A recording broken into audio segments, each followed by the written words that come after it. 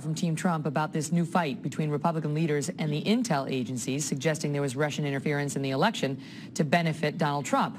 But fortunately, we have Kellyanne Conway with us tonight, so we can ask her live. Kellyanne, great to see you. Thank you, Megyn. What do you make of the fact that the CIA and other spy agencies basically thumbed their nose at their congressional oversight leaders who are supposed to be there for us to keep an eye on them when it comes to this assertion that leaked out to the Washington Post on Friday? We should all be very concerned about that because you had a closed-door House Intelligence Committee briefing, and no sooner did people walk out, apparently, than some folks were talking to the media. That's unfortunate, and at some level, maybe not in this instance, Megyn, but at some point it could put all of us at risk. And for what purpose? To politicize or to curry favor with the mainstream media? None of that is worth leaking secrets. But do you think that's what they're doing? This is what I was trying to do with Congressman King. Yes. The notion that, the CIA is doing anything other than working to protect us would sound very foreign to most people. Well, and I'm not suggesting. Do you suggesting believe they're politicizing this? No, I think people who want this to be the permanent campaign, who are the election deniers, frankly, and there's a whole group of them. It's not just Team Hillary, but it's a whole group of people who never even conceived the possibility that Donald Trump would be their president, and he's been for 35 days now. They are politicizing it. No, I believe, as the president-elect has said, which is more important than my opinion, he has great faith in the intelligence community. He said that as recently as this weekend. But in this particular instance, if you read some of these news accounts in mainstream papers where people are reading something saying it must be true, I just read 5 paragraphs strong where there's an intimation or an outright assertion that Russian interference changed the election result. That is just not proven. Mm-hmm. That is just false, and it's dangerous to our democracy.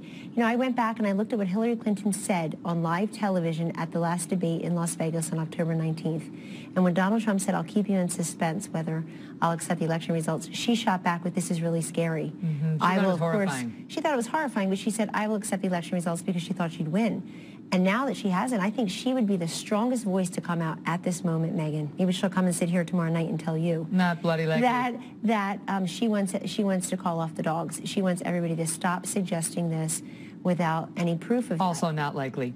Let me ask you about these meetings today. And by the way, is it true that he didn't have Twitter there? Because I know they say they weren't big enough. But the report is that there was a dispute about whether there could be an emoji, the little characters, showing crooked Hillary during the campaign, and Twitter refused, and that Trump was ticked off. I've never heard discussion of that at all.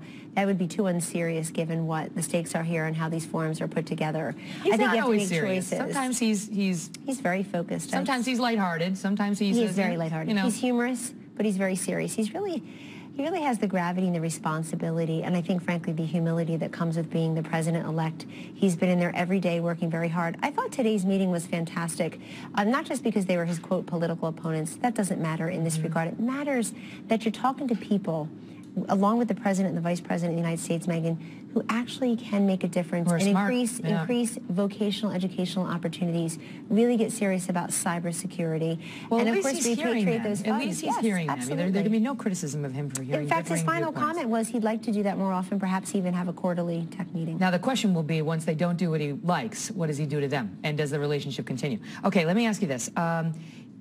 He's taking some heat, and so are the Trump sons, for attending that meeting, Donald Trump Jr. and Eric Trump Jr. and Eric Trump, because they're the ones who are supposed to take over the Trump organization. And Donald Trump is under fire for not fully divesting himself from his corporation yet. He says the boys are going to run it, but if they're going to run it, what were they doing at that meeting? And shouldn't he more clearly be drawing the lines between the political side of the Trump organization and the business side?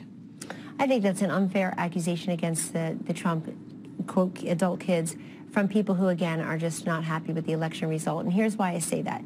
They can sit in a meeting where their father is convening with the nation's largest tech titans, who also have a responsibility, I think, to the public good, to make sure that we have educational, vocational opportunities. No, but the next time Facebook or Google deals with Eric or Donald Trump Jr. on a matter relating to the Trump organization, if they ever do, I think that's then they understand these are both businessmen and connected and spokespeople to the president. I think that's really unfair to them because they're not spokespeople. This isn't coming from Megyn Kelly. This is coming from a lot of people. I know that. I'm hitting back at those who are suggesting. I read the same reports and the same Twitter feeds, Megyn, and I think it's incredibly irresponsible to say that that Don Jr. and Eric and Ivanka and Jared can't be in a meeting with tech Well, Ivanka giants and Jared are because- different because they're supposedly not going to be running the Trump organization. But look, the boys these are his in a different sons. district. These are his sons. I know, but and he's got to they're choose, does he not? I mean, are we going to continue to see them in government-related meetings while they're running the Trump organization? Here's what I do know. Are we? That there's a lot of activity on the 25th and 26th floor of the Trump Tower right now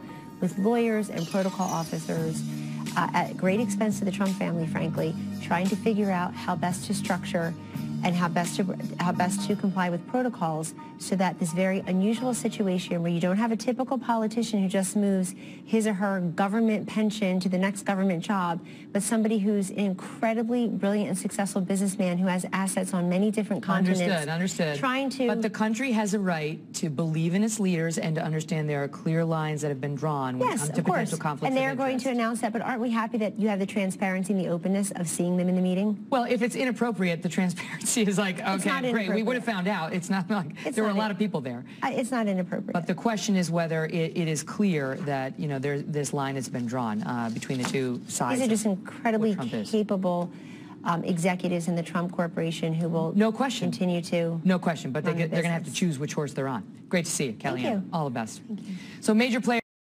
Hey, if you like this video, please help my channel grow by liking, sharing, and subscribing. It really helps to get the word out there, and it super motivates me to make more videos. Thanks a lot.